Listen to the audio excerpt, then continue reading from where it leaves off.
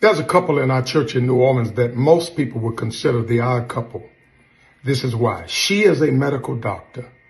He is a construction worker. She works in the hospital with patients all day.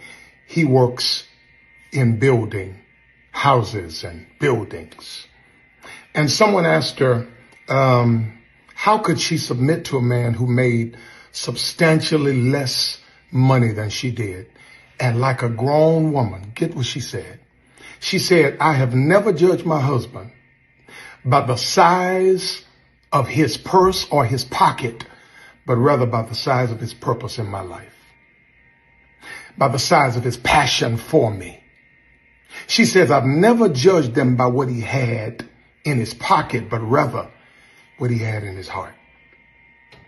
She said, yeah, that's true. I make probably 6 times the money my husband makes. My husband has never been able to match my money, but guess what? He has always been able to match my grind. She says, I have never found myself trying harder than him. I have never found myself working harder than him. I have never found myself loving harder than him. And that's why I'm able to submit and call this man who works in construction my husband. She said to me, she said, Pastor, my husband is not a man in my house.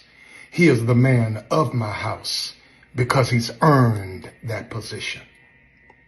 I want to tell you, a lot of folk are missing great people because you're so busy looking at money, you forget about meaning. You're so busy looking at pocket and purse that you forget about purpose.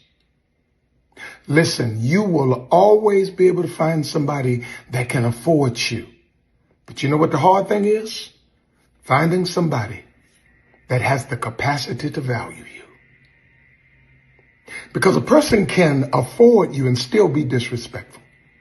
A person can afford you and still talk down to you. A person can afford you and still misuse you. But when they value you, you've found the gem. I just want to say this. Choose wisely and don't lose the gem. And man, it's not about what you have. It's about who you are.